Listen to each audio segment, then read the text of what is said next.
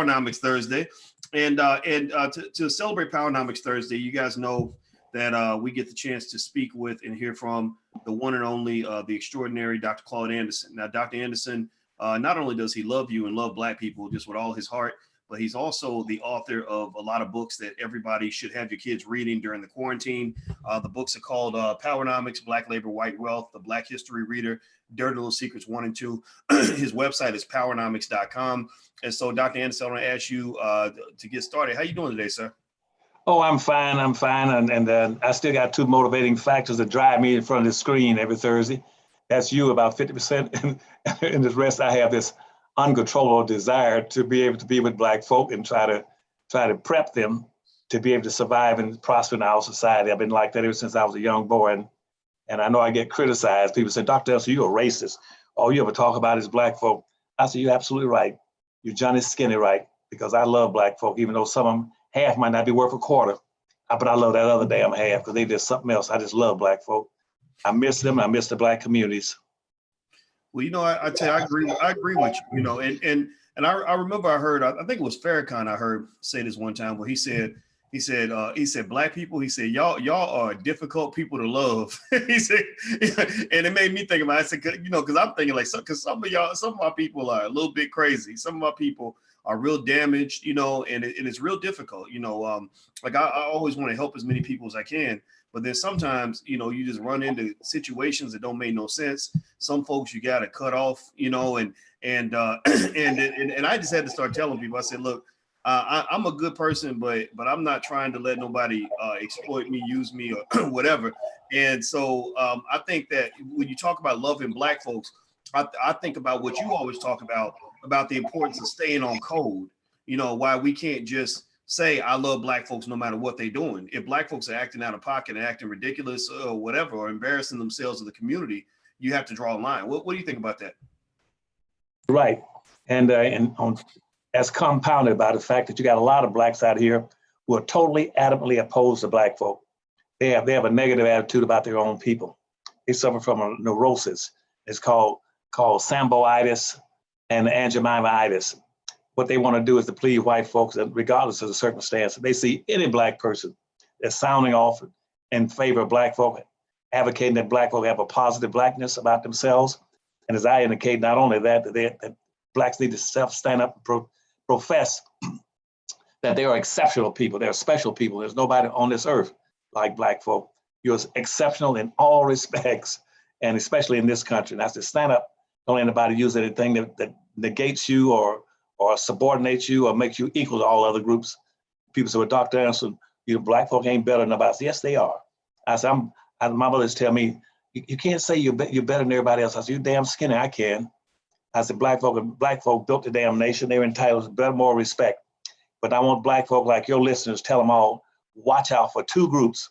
One is called the provocateurs.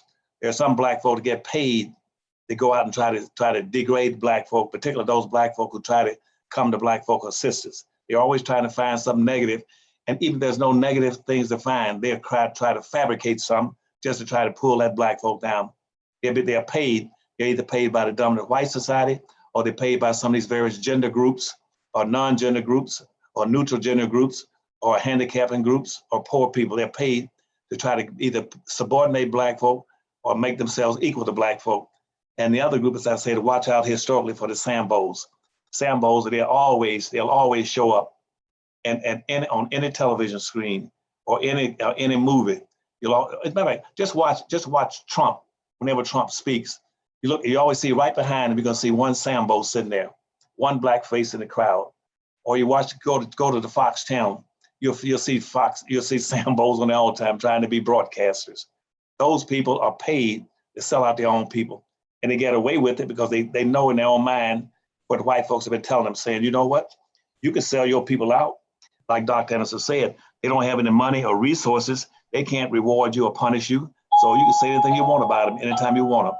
But I want your religion to start saying anytime they catch a Black person selling out Black people that are trying to struggle to help them, nail them. Do anything you can to excommunicate them out of the race. And then make sure everybody knows it. Don't do any business with them. Don't talk to them. Leave the room they show up and cross the street when you're walking. Do not associate, affiliate, or identify with any black provocateur, a Sambo, or Aunt Samuel is always trying to sell black folk out, whether on the Fox channel or they call themselves liberal, and be on the remaining channels. But those are the three groups I say watch out for. Don't let them do it. But I tell black folk, it's your responsibility. I tell you, nail them every chance you get. And I learned that a long time ago down in Puerto Rico when I was invited. I'm extending this conversation, so let me take another 2 minutes. Down in Puerto Rico, and when I was with the president of the United States, they invited a big collection of people throughout this country, and in some other places of the world, come down to Puerto Rico, have a big discussion on racism, and so we can understand it. And during the course of that meeting in Puerto Rico, I kept the fort. I don't know what the fort was. We met in that fort, and I kept bringing up the issue about black folk and about how we need an accountability system in our race, even though we lack the resources to be able to reward and punish people. We still need an accountability system. And I talked like that the first morning, all morning. I went out in the hallway, and about 3 people came and followed me out. One was an Indian, Apache Indian. Another was what's his name? His name's slipping now. He was from Alpha Wong from San Francisco State. And he was an Asian, Chinese extraction. We had Golden Shoe, which is a Puerto Rican from Connecticut. We had a whole bunch of people of all different racial ethnicity extractions. They jumped all over me and said, Dr. Anderson, we're sick and tired of you coming to these major meetings and always spend all your time talking about black folk this and black folk that, and black folk don't have an accountability. They said, let's get one thing straight. They said, I said, what's that? They said, everybody's got accountability except you damn black folk. That's the bottom line of it.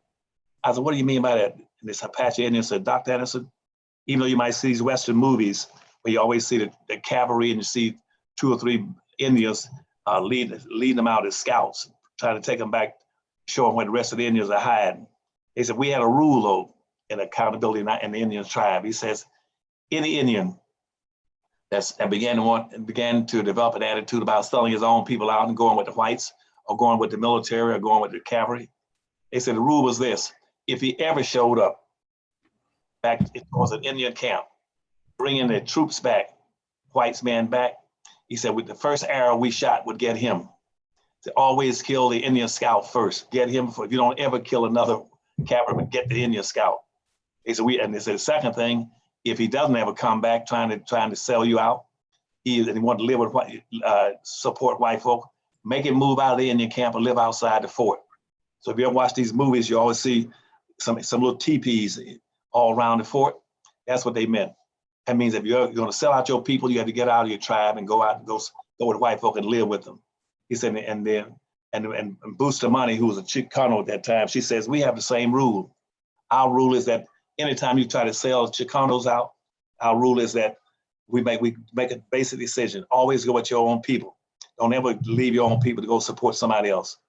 And then Alpha Wong from Chinatown, I remember him, he told me, he said, we had a key role in Chinatown for years in San Francisco, where we would not even let white folk bring in police into Chinatown.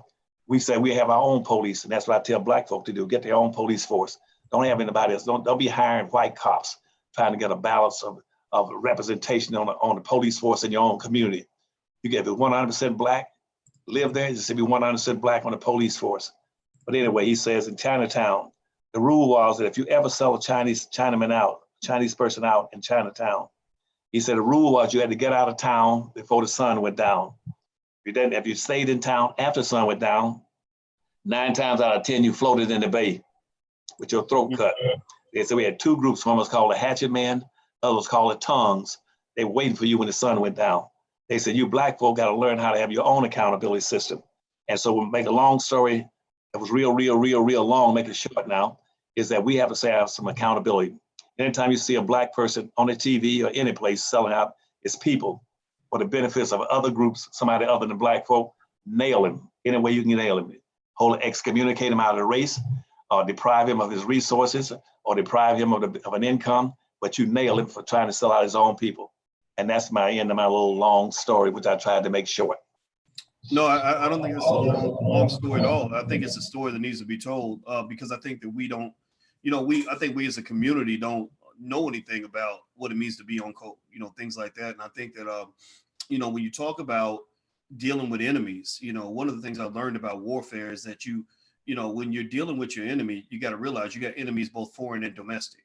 I was talking to my fiance today about how agent provocateurs work. And I said, I know there's some agents around, and I said, from what I understand, and I think it was Anthony Browder, who's a great historian, a smart black man that I spoke to about this, and he explained that, or he was sharing with me that he said the job of the provocateur a lot of times is to just create confusion and chaos and doubt. So they're not looking to resolve things. They're not looking to say, okay, I have a problem with that person. I'm going to work it out. Let's figure this out, or let's find a way to come together. Their goal is to discredit and attack and to create chaos where you don't know who to believe. You don't know who to listen to, So, and I've seen that. I've actually seen people where I wondered what the agenda was when maybe they would talk about you and they would say, Dr. Claud Anderson, he ain't this, he ain't that, he's this, he's that. And I'm sitting there thinking, okay, if you doing all this attacking, but you ain't got nothing constructive to say, what good are you? If you ain't doing nothing constructive out of this, if you're not saying anything that says, I say this out of love and respect, I want to see this man celebrated for the great work that he's done. Here are some areas where I'd like to see us do more. That's acceptable. But when you are just simply seeking to cut something off at the knees and destroy it, that makes me wonder what your role is in the community. What value are you bringing? And I think that we have to think about this a little bit more as a community, because I think that most of our greatest enemies tend to be people that actually look like us. What do you think, Dr. Anderson? I thoroughly agree with you. See, as a matter of fact, I've been saying for the longest that we have to develop a system of accountability. And because white folk and it should come out into our community as a code of conduct. We need a code of conduct that would be able to isolate these individuals, identify them and isolate them and excommunicate them. And see, unfortunately, we're still abiding by the code of conduct that white folk put out for black folk in 1870, 5 years after the Civil War ended. White folk came out with a code of conduct saying that now that you black folk are free, you're going to be quasi-free, but you're not going to have any resources.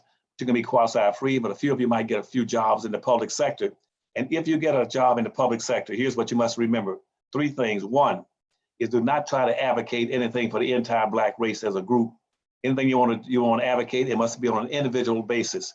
What they want to say is that, yes, we may have enslaved you, mistreated you, castrated, lynched you, and exploited you as a group. We can narrow down your impact by saying you can't ever talk about the group issue. You got to talk about only single issues of what happened to you with the whole standing. And that went into the Supreme Court system, which means now if you go to the Supreme Court, you can't go there and say, I'm fighting for the race. They said, no, you got to come here and fight only for yourself. That way we got you outnumbered 1,000, 1,000,000 to 1. And so that was the first thing he told them, that you cannot fight for black folk as a group. 2 is that when you come into a public job, a public sector, doing anything, become a visible person, never also try to hold white folk accountable for what they did to black folk during slavery. That was the second cardinal rule for it. And thirdly, if you get into a public office, don't bring a black agenda to the public forum. And so black folk have been abiding by that ever since in the 1870s. And that's why just about a few weeks ago, here's a black man, the highest ranking black man in the Democratic Party, speaking on the issue of reparation. And I said, I cannot believe this guy is going that far back into Samboism and Samboism. He stands up and says, I'm opposed to immigration. This is the highest ranking black in the National Democratic Party. And he's also a member of the Congressional Black Caucus. He said, I'm opposed to integration. And he said, I'm opposed to it. He tells whites this as a provocateur from our own race. I'm opposed to it because it's very hard or difficult for us to be able to decide who should get reparations. And so that would be hard. And then decide how much they would get. That's too hard. And the best thing to do is not just for us as black folks, forget about reparations. If we're going to do reparations, give reparations to everybody. He comes out and proposes reparations for whites too, poor whites, as well as blacks. Anybody and everybody gets reparations. And that leads you over to what you mentioned to me earlier about this whole new $2 trillion budget they're going to come out to try to deal with the virus. They always want to use these very broad, ambiguous terms. And here's a black man, the highest ranking black man in the United States Congressional Black Caucus from South Carolina, recommending that what we should do is forget about reparations unless we can give it to everybody. He ignores the fact that everybody wasn't enslaved. Everybody has been lynched, castrated, subordinated, exploited, misused, denied resources for 460 years, only Black folk. But you got those kind of provocateurs, and right now they're still sitting in the Democratic Party. As we begin to go into this major election, here's Black folk making up 38 to 40% of the Democratic Party, and here's a Black man in the Democratic Party at the highest level saying, y'all don't need anything. And see, Jesse's made those same kind of statements years ago talking about, we don't want a handout, we want a hand up. I said, what the hell are you talking about? You don't need a handout. You need any damn thing you can get. Elbow up, you get elbow up, anything you can get. You get it and take it and keep on going. Don't tell, if you don't want any reparations or you don't want a handout, keep your mouth shut and go home and sit down and look at TV. Go watch Oprah on TV. Well, you know what, Dr. Anderson, was funny. And by the way, everybody, I was speaking with Dr. Claud Anderson. I want to mention his website and his books. His website is powernomics.com. That's where you can get his books. A lot of you have kids that are at home, for the whole quarantine thing. This is a great time to introduce your children to Powernomics principles. It's about Black economic power. That's really, really important. And so given that you got this time with your kids, given that you got this time, away from the plantation, I encourage you to use this as a transformational opportunity. You're about to get this stimulus check. Take that money and start a damn business. Take that money and make an investment. Take that money and change your life. Step forward. This is an opportunity. Whenever there's this kind of chaos, this is an opportunity for you to make a meaningful long-term transformation. So I encourage you to do that. Dr. Claud Anderson's website is powernomics.com. That's where his books are, at powernomics.com. How many of you, raise your hand in the chat, type yes if you have already obtained some of Dr. Anderson's books, or you have them on your bookshelf, or you have your children reading Powernomics. Shout it out so everybody else can hear you, because this is something, and I'm putting the pressure on you. I'm really pushing you on this because I'm not asking. I'm strongly encouraging. I can't tell you what to do, but I'm really, really pushing you guys to take this seriously because we need solutions. And the reason that I bring Dr. Anderson on a regular basis is because we don't have a lot of elders that are giving us real solutions. They're giving us a bunch of BS. This man is giving us something that we can actually sink our teeth into. It's a power plan. It doesn't have to be every piece of your plan, but it should be part of your plan, because I know it was part of my plan. So by the way, everybody, please if you haven't hit the thumbs up button, please hit the thumbs up button, share and subscribe button. Also on Instagram, I want to say hi to you guys. My Instagram is The Real Boyce Watkins. And I just want you guys to know, I think I saw somebody come in here that said something about Dr. Anderson, called him a negative name or something like, this is like, who's this idiot talking, or something crazy they said. So just so you know, I just need you to understand this platform's for intelligent Black people, and being here is a privilege. It's not a right. We don't beg people to come through here.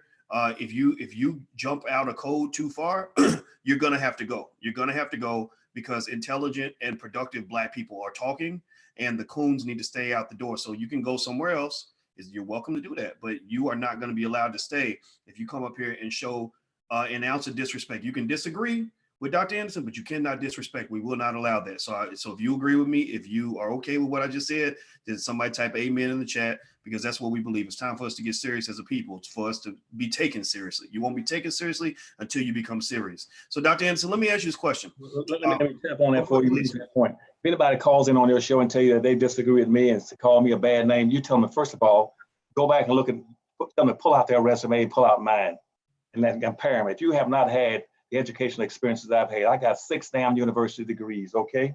More than 1 doctorate. 2, I've been at every level, the highest levels of government, from the federal government all the way down to the lowest level in the state and city government, period. I'm the only Black that's ran national campaigns for governments and presidents. I'm the only one that's headed up international trade programs in the third world nations, where I was taking resources in everything from the Caribbean to South America, to Latin America, Venezuela, Cuba, France, England, and Africa. I headed up the trade missions. I wasn't a part of it. I was the only Black I know in history that was over the education system for an entire state for 8 years. That's everything from the highest, from universities to the elementary schools. And I know a lot of Blacks might talk about, well, we got some Black professors. Hell, I was over all the damn professors. I was over every damn professor in the entire state of Florida, period. I headed up education for the state for 8 straight years. I can go on and on. I'm the only person I know to start all these major industries in the country. You tell them if their resume can't match mine, I don't want to hear a damn thing they got to say. And if you don't have those kind of academic training, you're not had that professional training, you've not had that political involvement across multiple levels, and for national and international politics, I don't want to hear a damn thing you got to say, period. You tell them to call me and tell me that kind of stuff. All right, well, there you guys heard it. I just, people can believe what they want to believe. I just don't want them, hanging out, being destructive. If people can disagree, or if people want to disagree, they can disagree. But it just like I apply the same rule to myself. If I'm gonna disagree with you, I'm gonna do so respectfully, unless I don't want to be your friend. If I don't need to be your friend, then I don't care. But if I want us to maintain a relationship, then I'm just going to correct you, and then we're going to move forward in a productive way. But boys, they should have a legitimate reason for disagreeing. You can't just sit up and disagree with somebody that's been trained and experienced in doing something for 50 or 60 years. You can't sit there and say, because you sat in a bathroom and a notion came to your head or to your butt, and all of a sudden you run out and say, I disagree. Based on what? What do you disagree with? What's your basis? What's your criteria for disagreeing on any damn thing?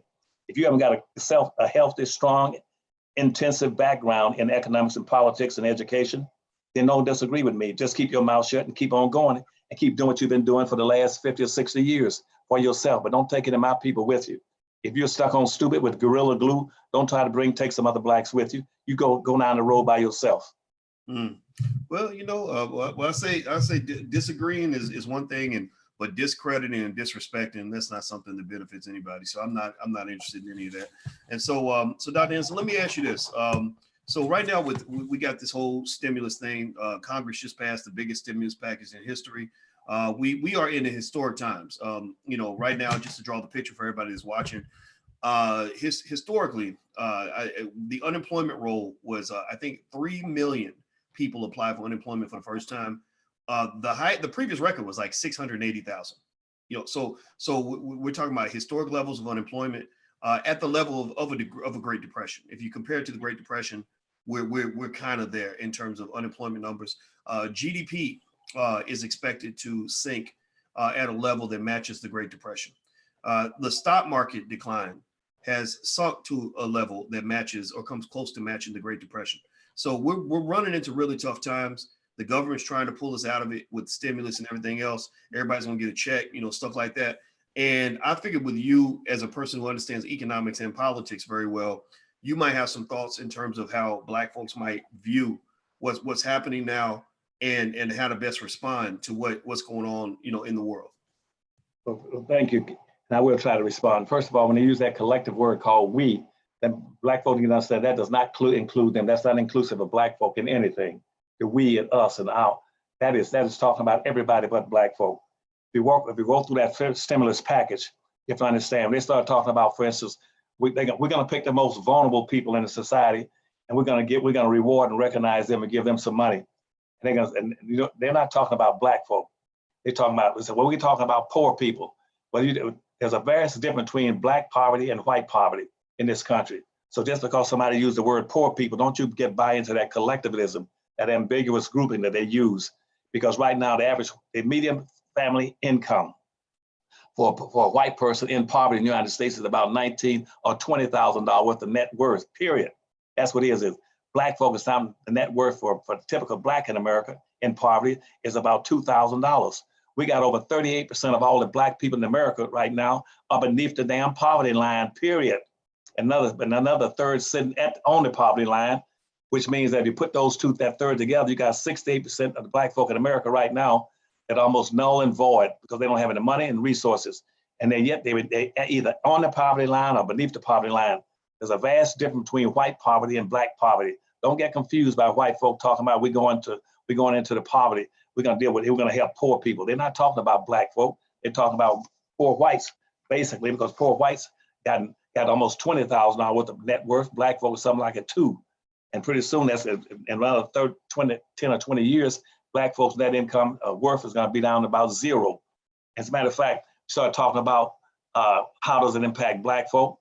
You're going to talk about the vulnerable or the most vulnerable among us. Then you should be talking about Black people. Right now, in every respect you can name, Dr. Watkins, Black folk are the leaders as indicators in everything that's bad. Right now, Black people in this country, the poverty rate exceeds any other poverty rate in America. Nobody tells you that.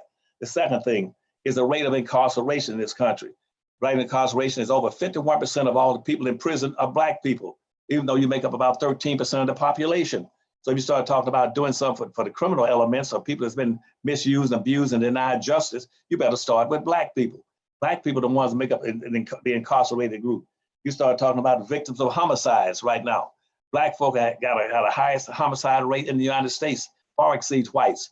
As a matter of fact, the Federal Bureau of Investigation's annual report says that out of the homicides in America, that Black folk are, that 67% of all the hate crimes in America are committed against Black people, period.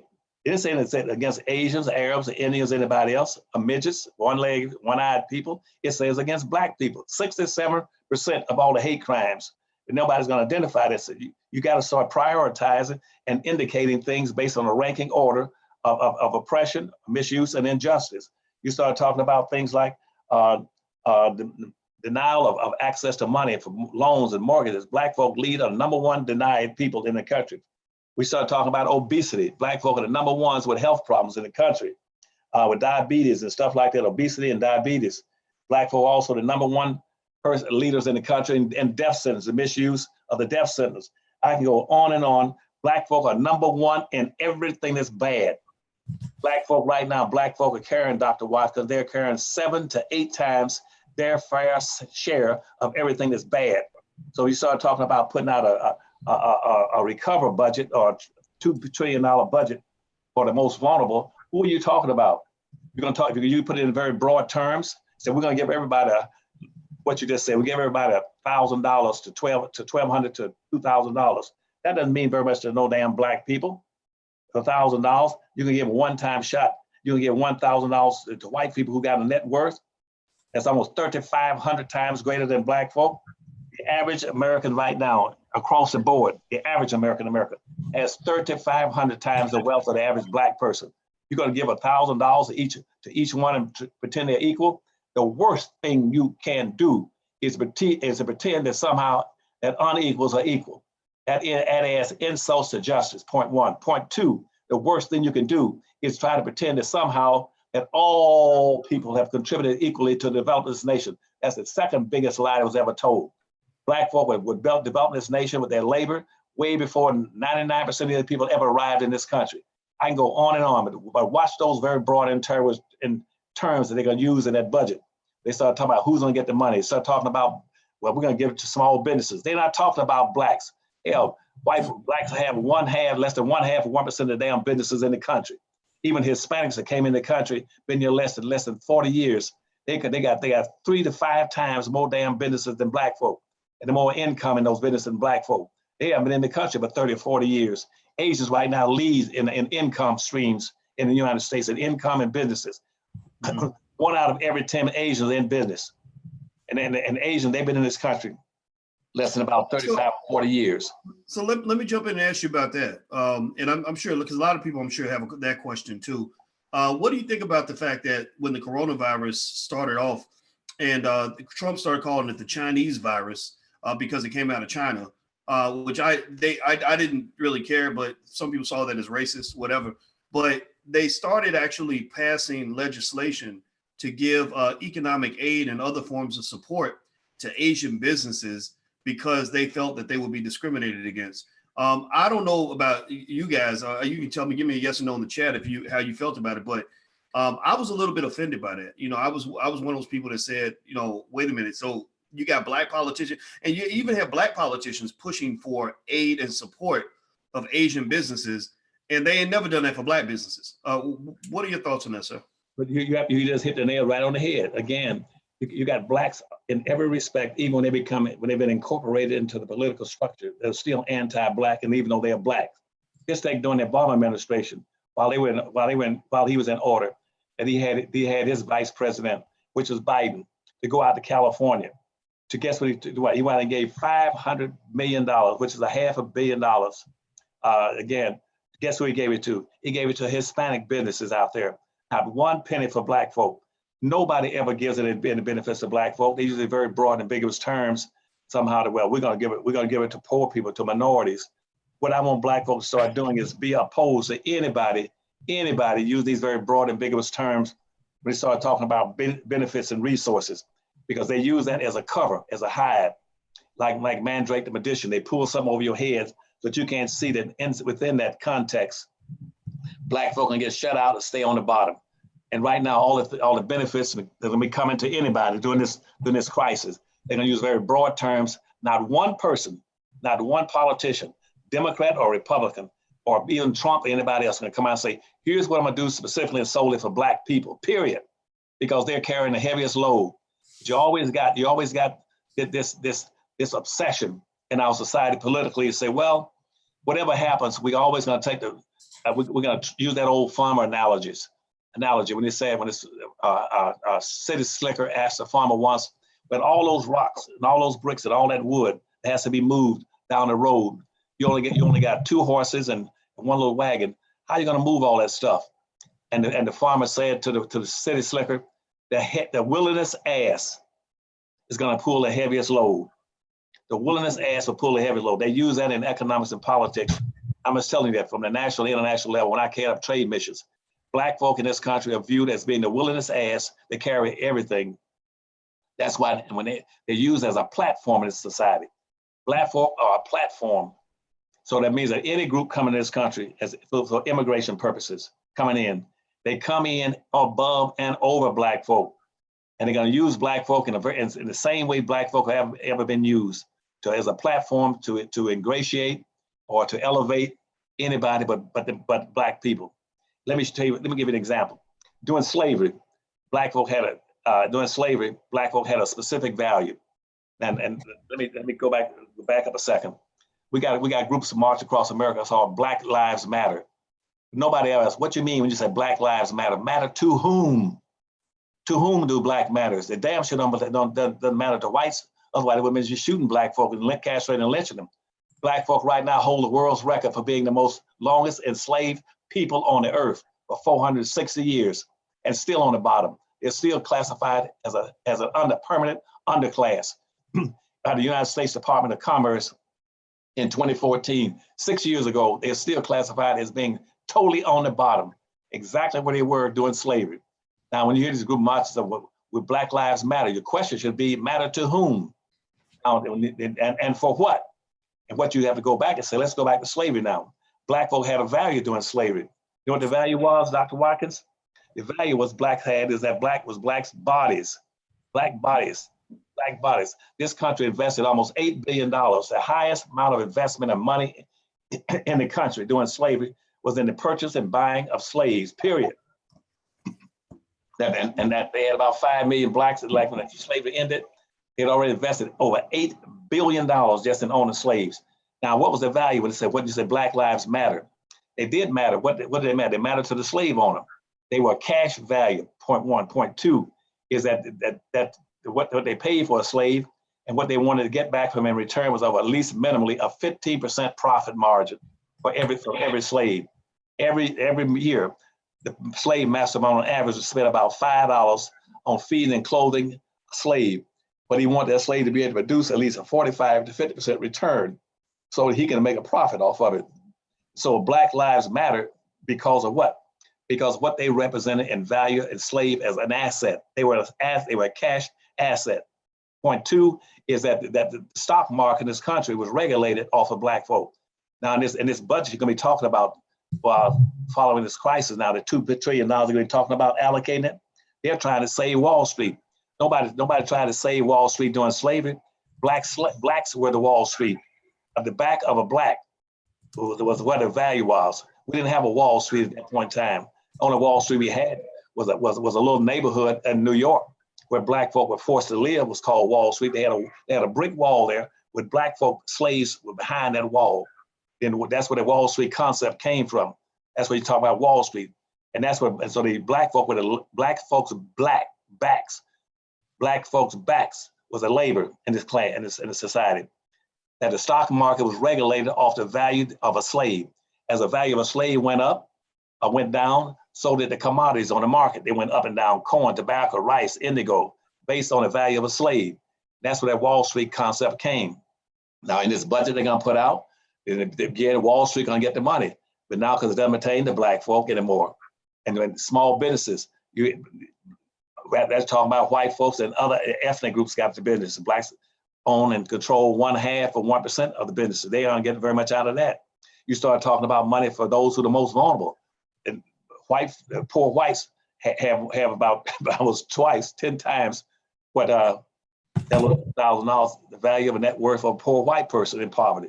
So what I'm saying is that the same game is going to keep you right where you were before the crisis and the virus appeared. You're going to be in the same spot. But if you're going to play the game to win, you better start picking up those books. The books I put out there, 5 books: Black Labor, White Wealth, Powernomics, Dirty Little Secrets, and the Black History Reader. Those books are designed to show you all these things and take you through it, so that even though you might be exploited, misused, and subordinated, get those books and read them so you get a better understanding. With the primary premise of the Powernomics push, and this is it, is that a prepared mind and a prepared community is ready and can survive and prosper. But you must have a prepared mind and prepared community to be able to prosper and compete in our society. We don't have that. That's what my books are designed to give Black folk. All right, everybody who just tuned in, I'm speaking with Dr. Claud Anderson. Dr. Anderson is the author of the books Powernomics, Black Labor, White Wealth, The Black History Reader, and Dirty Little Secrets 1 and 2. While you have your kids at home, I encourage you to introduce your children to Powernomics principles. That will not just make them assets to the Black community, because we need economic soldiers. That's what we need. We need economic and political soldiers. But it also will be something that they're going to thank you, for the rest of their lives. They're going to thank you for raising them on principles that will make them successful. No different from the way, a wealthy businessman thanks his father or his mother for introducing him to wealth at an early age. When you look at the people that you feel are oppressive to you, like the Donald Trumps, things like that, you look in their families, everything comes from the parent. Everything comes from the parent. So everybody in here that's a parent, just say something in the chat. Say yes if you have a child, because I really want you to really be thinking about your children. This is a intergenerational game that we're playing, not a one-dimensional game. It's not an individual sport. It's a team sport, as Powernomics Principles teaches you. So I need you to teach your kids now to be great teammates, because if you don't educate them properly, then other people are going to miseducate your child, and you're going to have an educated fool. You're going to have somebody who thinks that because they went to Harvard and Brown University and all that, that they're somehow a successful Black person, and they're not representing Black excellence at all. Because you can't claim to represent Black excellence if you are not in some meaningful way building the Black community in a long-term and sustainable way. Building the community looks different from what they teach you. It ain't just I went to a white university and gave them all my money so I can get a great job working next to a white man so I can live in a white neighborhood. Building the Black community means that I went and got the skills that I needed, and I came back to my community. I created a company that employs 300 Black people, and I'm building wealth in that community. We're owning the real estate in our community, keeping the property values up, making that community safe and clean and a wonderful place to live. That's Black excellence. So really, even achieving the goal means that you got to know what the goal is. You got to have the right definitions. Getting to the finish line ain't enough. You got to know which finish line you're supposed to be running to. Because a lot of y'all, unfortunately, a lot of our best athletes, so to speak, our best players in the Black people game are putting the ball in the wrong basket. So that's what it is, Dr. Anderson. When I see, really highly educated Black people who ain't doing nothing for the community, it's almost like having LeBron James on your basketball team, and he keeps putting the ball in the other basket and says, "Look at me, I scored 50 points today." It's like no, the basket's this way. But if you're miseducated, they have books like The Miseducation of the Negro. That's real. And so one thing I'll say here, Dr. Anderson, by the way, before I move on, everybody, take a second right now, please hit that thumbs up button, hit the thumbs up button. And everybody on Instagram, you guys are on my phone. My phone might die at any moment. So if it does die, you can just go to drboystv.com and you can watch the rest of the conversation. But one thing I wanted to ask you about is, Dr. Anderson, so right now, right, we're in this situation where everybody's quarantined. Now, the quarantine, I think that's a story in itself, because I don't know about everybody watching, but being quarantined really actually had a soothing effect on me, where it forced me to get home, sit still, be with my family, think about my life. The kids are not at school every day, so we're getting to know the kids. We're educating the kids in the house every day.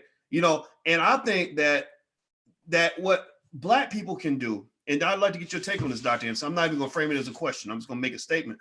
I believe that in this moment, this is your opportunity to escape whatever it was that trapped you in the first place. Two things that trap you, in my opinion, if you're black in this country, that destroy you. One is 90-something% of all black people are working for a white person. That just like it was right after slavery.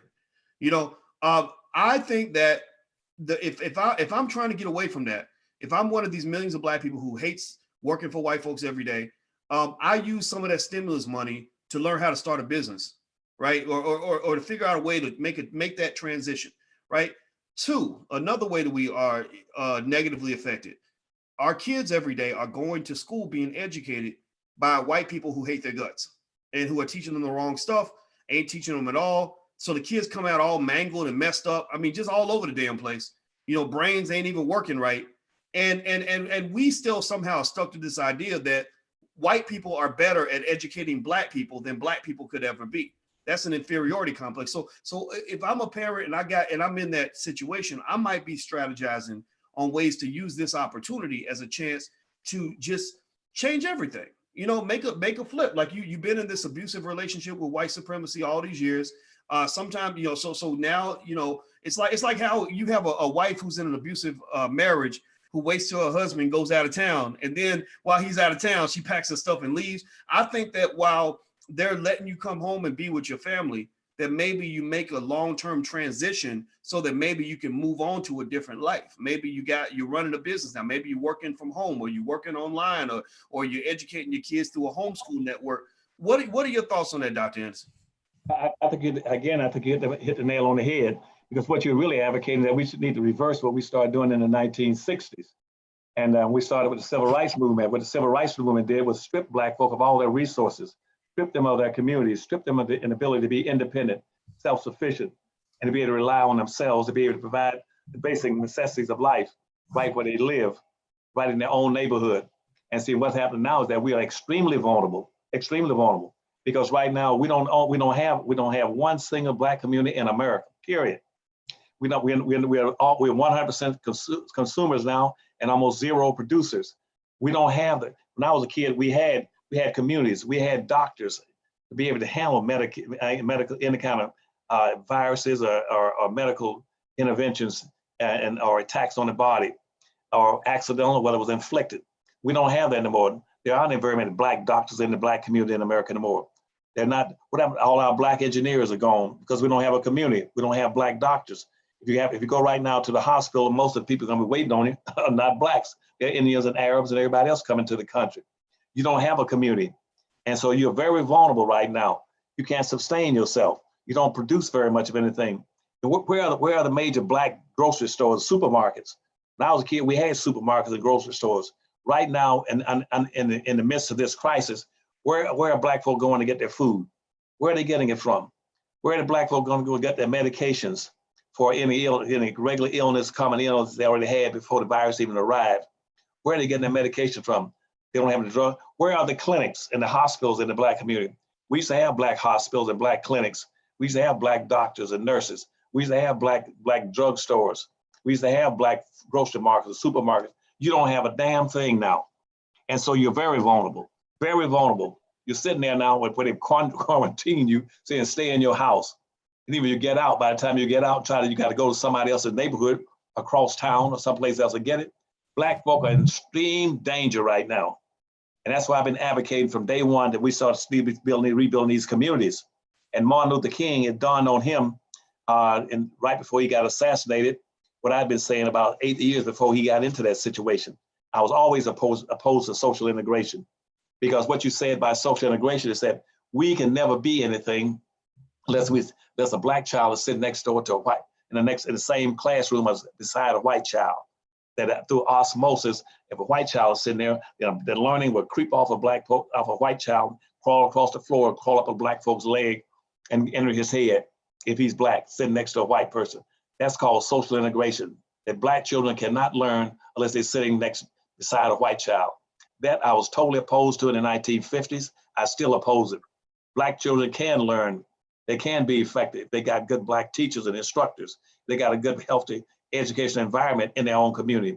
Right now, 75% of the damn black kids in America are being bused out of their community over to white communities to get an education. I go to a place like Detroit, Michigan now, 92% black city. Guess what? All the black kids are being bused into the white schools or in the charter schools. That whole concept of charter schools started in Florida when I was over education for the state of Florida. They said, whites said, you know what? We're so opposed to integration. This is our chance to really nail black folks' butts to the wall. What we'll do is that we'll impose integration by extracting all the money out of the public school system. The public school system was really set up for black children back in the 1860s to educate all those millions of black folk coming out of slavery. And let's go in now, and what we'll do is that we'll try to bankrupt the public school system by underfunding it, and that way it'll fail. And when it fails, we'll set up religious academies, religious schools, segregated academies, and charter schools. So all that money would go into the white community, go back to the white community again. That's why 20 years ago, I checked, we had $108 billion in educational programs in black communities across America. They put this in the charter schools, so we want every penny of that. We're gonna make sure we set up charter schools and show black folk how to love charter schools instead of the public schools that was set up to benefit them. I said, good God, what does it take to wake our people up? Well, I'll tell you what, it's a mess, and it's going to take a lot of work. But I will say this: I think that first of all, I want everybody. We always do our B1 ritual. Dr. Anderson always talks about how your blackness has to come first. And so that means that if you believe that black people come first, if you believe that your community matters more than any other community, type B1 in the chat. B1 is our philosophy. That's what we believe on this platform. Doesn't mean other people don't matter. It just means we matter the most to us. It doesn't mean that you can't be gay, straight, Democrat, Republican, whatever you are, that's fine. But you're black first. And type B1 in the chat if you agree with that. And Dr. Anderson, we do that B1 ritual because of you. You know, you in Powernomics always talked about vertical issues versus horizontal issues, and why remembering that you're black first allows you to avoid the confusion that comes when you start grabbing onto other issues, you know, whether it's something presented by LGBT or something presented by feminists or something presented by Democrats or Republicans. You just always say we should start with a conversation about being black first. Can you kind of talk about that, like your horizontal issues versus vertical issues? Right. Okay, I will do that. For instance, when Winston-Salem, North Carolina, let me use that. Let me jump all the way to the end of what I was going to say to you, starting back, walk back into it. In Winston-Salem, North Carolina, we had black communities there, and I love those black communities. And in that black community, we had some of our own businesses there. We had our own, for instance, Martin Luther King was talking about integrating buses, white buses, so that black folk could sit on the front of them. I didn't care about blacks sitting on the front of white buses. As a child, the fun was on the back of the bus. That's what we had fun, sitting on the back. We had fun. We didn't care, give a damn about no damn sitting on the front of the bus. And secondly, in Winston-Salem, we had our own buses. We had the Safe Bus Company. So you can look it up on your computer. You want SAFE, called Safe Bus. We didn't have just one or two buses. We had over 500 buses.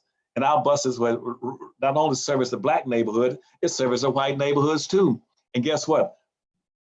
Blacks first, all of our drivers were black, our mechanics were black, electricians were black, administration was black, and we took care of black folks in the black communities. Now, whites rode our bus. You know, we didn't tell them they could sit on the front of the black buses. We didn't care. We give a damn. You know why? Because we understood. And my family was one of the four families that owned the black bus line in Winston-Salem, North Carolina. Because we understood that if the bus is moving at a decent rate of speed, it doesn't make any difference whether you sit on the back of the bus or the front of the bus, because the back of the bus will be where the front of the bus was in a matter of a second if it's moving. So who cared where you got off, where you sat on the damn bus?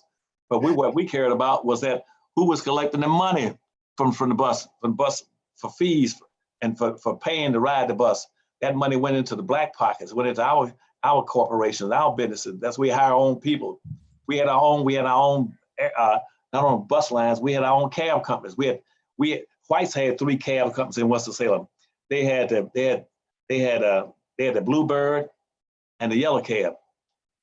They had 2. They had Bluebird and Yellow Cab. We had 2 cab companies. We had the Camel City Cab Company and the Harris Cab Companies. We rode in our own buses, in our own cabs. But guess what? When they integrated, blacks didn't want to ride in the black cabs anymore. Nor did they want to ride on the black buses anymore. And so when Martin Luther King and all them integrated the buses down in Montgomery, Alabama, that they constantly every year celebrate. We integrated the buses. Who gives a damn? Because when that movement, and they might have integrated the buses out in Montgomery, but up in Winston-Salem, North Carolina, we had black buses. And so when some of the black folks says, you know what? They've integrated the buses down in Montgomery, and blacks could sit on the front of white buses down there. Why can't we sit on some front of black buses, white buses up here? We said, because we don't have any white buses up here. They said, well, we'll get some so we can sit on the front of them. So guess what? Duke Power with all the money, big family, they came in and got the chart and pushed us out. And so they can have a white bus company out there. What Duke Power company buses that could drive so black folk could sit on the front of white buses. They put our black buses out of business. They put our black cabs out of business. We had two movie theaters, Lincoln and Lafayette. Whites had 3 movie theaters. Guess what? They put our theaters out of business because blacks wanted to go to white theaters. They felt sitting in a white theater looking at the same damn movie. That made white ice was colder. So I'll stop there because I'm going on and on lecture, but you get my point though. Yeah, you're talking about self-esteem. As to me, that's what I'm seeing. I'm hearing a conversation about self-esteem in terms of figuring out where's your head at. If your head is focused on the simple basic stuff, then you're not gonna get the advanced stuff. If you focus on playing checkers, then you'll never win a chess match. And business is a chess match. Employment and consumption is a checkers match. And so the chess master will always beat you if you're playing checkers and he's playing chess. And so I think that it's interesting that when you talk about how the businesses that were in the black community came to not exist anymore. If you think about that, right? If I'm thinking like a businessman, I'm thinking about ownership, power, and control, right? I'm thinking about who owns what, et cetera, equity and all that. Somebody who's just looking for a job is going to be thinking, well, how much am I going to get paid every hour? Somebody who's just looking to, who's only trying to look cool or be comfortable is going to say, well, I want to just buy the product. I'm not really thinking about the distribution or the supply chain. I'm not thinking about the ownership or who gets what. All I'm thinking about is trying to get a product that makes me comfortable. So really, that's why one of the reasons why I push very hard for black people to educate our own children is because when you educate your children on economics at an early age, they can see the whole piece of the puzzle. I was out running this morning with my fiance, and that's what I told her. I was explaining to her how money was made and how the whole cycle, how the whole process works. And I said, the reason that you had, the Rockefellers and people that were able to make billions of dollars because they understood the whole process, the whole circle. But a worker only understands his little piece of the circle. The consumer only understands their little piece of the circle. And I believe that at an early age, our children need to see the whole ecosystem so they can figure out where they want to position themselves to have the power. Because if you don't position yourself to have the power, then you're going to be manipulated by people that have power. And so it doesn't mean all of our people got to be on board with that. Maybe it's almost like a little bit of a talented 10th kind of thing. Not talented 10th as far as people that went to Harvard and all that. I'm talking about talented 10th in terms of the people that actually have the courage for leadership, the people that have the commitment to guide the community in a certain way. And so what I'm really saying to everybody out here that, all you parents that have children, I would like to ask you to train your children to become the economic soldiers that represent the talented 10th for the 21st century, where they're going to guide the community. Everybody else might be thinking about trying to get to the parties or how to go buy the new Air Jordans when they come out or the new iPhones. But I want your children to be the ones who say, okay, let's figure out how we can own a piece of that. How do we set up the distribution process? How do we set up the supply chain? What is the monetization process? Who owns the factories? Who owns all the things that are a part of this process? Because if you don't have somebody that's equipped to drive the car, then you're going to have problems. Everybody can't be a damn passenger in the car. Somebody got to get a goddamn driver's license. So, I need you to teach your kids how to drive the car because we got too many passengers and not enough drivers. And guess what? when you just try to be, when you try to sign to be a passenger, the white man shows up and says, well, our kids can drive. We'll drive you. We'll drive you to the other side of town and dump you in the river. That's what we're going to do. You know, so anyway, Dr. Anderson, I'm gonna let you get the last word. And by the way, everybody, hit that thumbs up button real quick. Please hit the thumbs up button. And on Instagram, if you want to follow us on Instagram, it's the Real Boyce Watkins on Instagram, or you can also follow the Black Financial Channel on Instagram. So follow that on Instagram. And Dr. Anderson's website is powernomics.com. That's powernomics.com. Dr. Anderson, I'm gonna let you get the last word before we head on out of here. Do you have any final thoughts that you'd like to leave as we bounce out? But yeah, I'd like to reemphasize what you just said. Your rights comes from what you own and control. Unfortunately, Black folks got put on the wrong track way back during the Civil Rights Movement. And what they're searching for rights, rather than searching for rights, that's a waste of time. The only thing a right means is a suggested or possible opportunity. Opportunity ain't worth a quarter if you don't have the ownership and the control of the resources. I got an opportunity right now to go to Europe or to fly to the moon, but if I don't have the resources, I'm not going a damn place. You got to have the resources. And so Black folk need to be concentrate not on chasing rights, but chasing resources. And once you get those resources, what you own and control. All the other groups you're competing with, they learn that early in life in America. And that's why that's why they don't put their money in your community. Black folk right now spend about 96% of all the annual income, disposable income that comes through Blacks' hands every year, Dr. Watkins. 96% goes right back into the white community. And out there, which goes back, about 3% of that goes into minority, so-called immigrants groups coming into America that has set up businesses in the Black community. They get 3%. That makes it 98% going out of the Black community. Only 2% of the money that passes through Black folks' hands annually stays in the Black community and Black businesses. That means that Blacks basically aren't worth for 2% because they can't produce a tax base, can't produce jobs, can't produce products, can't produce services. And see, with this crisis we got right now, that means you're doubly handicapped. Where are you gonna get your resources from? You can't produce any jobs. And you mentioned earlier in your opening remarks that the unemployment rate's going up to about 15 or 20%. Even if it goes up to 25%, it's still can't touch Black unemployment. Black unemployment right now, we have an structural institutional unemployment in the Black community right now. It's not what whites keep telling you. They tell you that to keep you blind, deaf, dumb, and looking in the wrong direction. Your unemployment rate right now is structurally 35% nationally. And we got a structural rate that in some of the major cities like Detroit is 48%, 48% in Baltimore, 49% in Pittsburgh, 51% in New York. That's your unemployment rate. And that's because that means those people those Blacks right now have no opportunities of being able to compete. And the white folks are talking about, well, our unemployment rate might go up to 20%.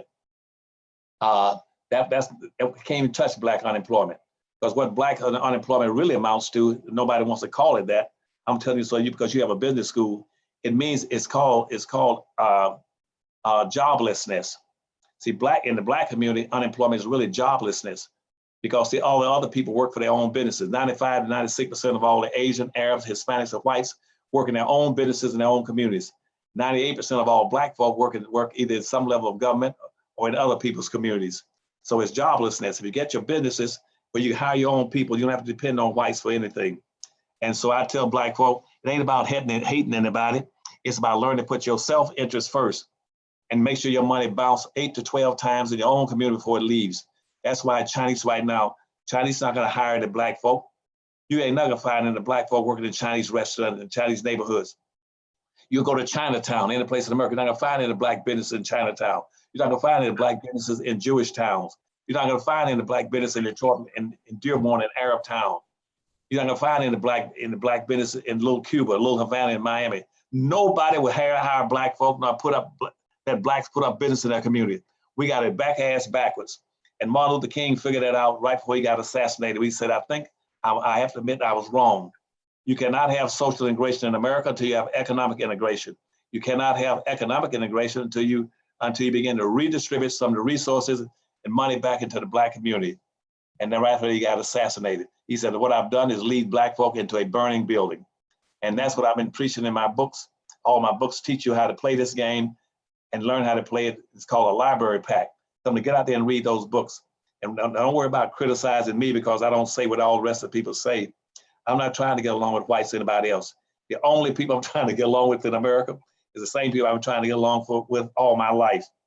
That's black people. I love black folk, even though a lot of them pull up short. I still love the major part of them, okay? And I had a good time with you again today. Tell your people to support, I love them. Tell them to go buy those library packs and read the books and learn how to change their behavior and start practicing group economics and group politics with their own self-interest being first. All right. All right. Well, everybody, could you do me a favor real quick and please give a digital round of applause to Dr. Claud Anderson. Let him know how much you appreciate him. Let him know how much you love him.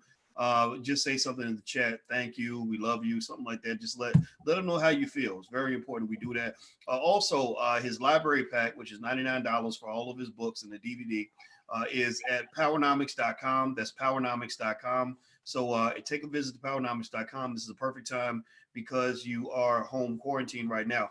I want to take a second and give thanks to those of you who gave in the chat. I did not mention your names. Normally I stop and I mention your names right when you support the channel. But when Dr. Anderson's speaking, I don't interrupt. I want him to talk. So I just want to quickly mention Willie Baggs, Diana Maddox, Kendra Griffin, Mark H. Nasir, Rob Mack, and Malik. Rob Mack mentioned Black Movie Night's the best night of the week. Yes, Black Movie Night, where we're building a Black Hollywood, Dr. Anderson. We realize we got a lot of Black filmmakers and Black actors and actresses right in our community, and we have distribution, which is what Hollywood always, would do for us, but we can do it ourselves. So we have Black Movie Night, where we get a few thousand people together online, and we watch Black movies. We talk to the directors, we support the films, things like that. So anybody who wants to come to the next Black Movie Night on April 2nd with Tierra KJ Williams, Roosevelt Mitchell III will be here, Noma Langa Mushali Moses. The film is called Raising a Black Scholar, and it's all about the Black homeschool movement, how many millions of Black people now are taking their kids out of public schools and finding a way to homeschool. So if that's something that interests you, if you just want to support Black filmmakers, it's a good movie. Go to blackmovienight.net. That's blackmovienight.net. You can see the schedule and you can register for free. It won't cost you anything, sponsored by the Black Business School. Also, the other question, I saw Willie Baggs asked a question about the Dow. Why is the Dow doing well despite all the bad news? Well, that's going to be covered on the Black Financial Channel. So make sure you subscribe to theblackfinancialchannel.com. We're going to talk all about the Dow. Today's Dr. Anderson's time, so I'm just going to focus on that. Dub Black says that you love the Black Wealth Calendar. Anybody who wants to get one of the Black Wealth Calendars where you can put wealth principles on your refrigerator can go to blackwealthcalendar.com. That's blackwealthcalendar.com. So that's pretty much it. So Dr. Anderson, I want to say thank you very much. And I'm going to keep mentioning powernomics.com because I think it should be in everybody's vocabulary. And I want to say thank you very much for your time, man. I really appreciate it. Well, I thank you. And you tell the people that I love Black folk, and I apologize if I'm too Black. I know a lot of times that people would not give money. Some of the richest Blacks in America would not give any money to the Harvest Institute, which is the only Black think tank we had in America, saying, well, Dr. Anderson is just too Black. And I'm sorry if I'm too Black that I'm offending them by being too Black. But again, those are my people. I love them. And as a pilot, like I used to tell all my passengers on the plane, that if we lose cabin pressure at 30,000 feet and a mask fall down, put the mask on yourself first. Don't get up and try to save the world, save anybody else. Jesus Christ came here and been there. He's already hung on the cross. You don't have to save anybody else. Start learning how to save Black folk and put the mask on yourself on my planes and take care of my people, and we'll all land and be in safe and healthy condition. I thank you and I enjoyed you again. And take care, buddy. I look for next week, and I'm gonna see how many of those people go buy the books this week. I'm gonna say that damn Boyce Watkins boy. He tell those people to read that book. They started reading. They read Boyce Watkins tell them to read. And so I love you, buddy. Well, they know that I don't recommend a lot of people's books, a lot of people's stuff. I save it for stuff I really believe in, and I believe in Powernomics. I read Black Labor, White Wealth, the other book, and I mean that book just blew my mind. I said, okay, finally, here's a man who gets it. You were answering the questions that I always had that were properly answered by the public school system. So it was almost like the missing link. And I'm gonna tell you, if you guys read, my favorite was Black Labor, White Wealth. They're all good, but Black Labor, White Wealth just hit the nail on the head for me and transformed me in a way where I will read that book over and over again. You ever have like a favorite movie that's so good, like Set It Off? Remember the movie Set It Off? And I like that movie so much, I could watch it over and over and over again because I thought it was that good. Black Labor, White Wealth is like that. I'll read the chapters repeatedly because it helps you understand what you're dealing with, what you're up against. And that racism was not created in a day. This is hundreds of years of social conditioning and social order that they put in place in a very strategic manner to control every aspect of your life because you are a caged animal to them. You are an asset, and their goal is to manage you. So you're not going to manage me. No, sir. So thank you very much, Dr. Anderson. I appreciate it. One last thing. What do you think about the Black History Reader? Did you read that? Well, yeah, I did read that too. I love all the books. I love them all, but Black Labor, White Wealth grabbed me. That was just, but maybe it's because that was the first one, right.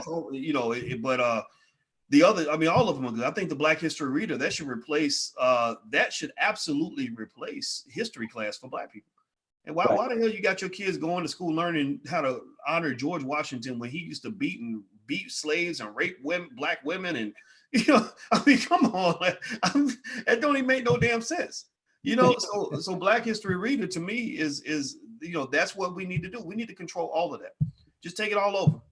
Thank you, and I thank you for all your support too, buddy. And you take care. And until next week, be blessed, okay? In all respects. Take care now. You too. Bye-bye now. Bye-bye now. Bye, everybody. You guys have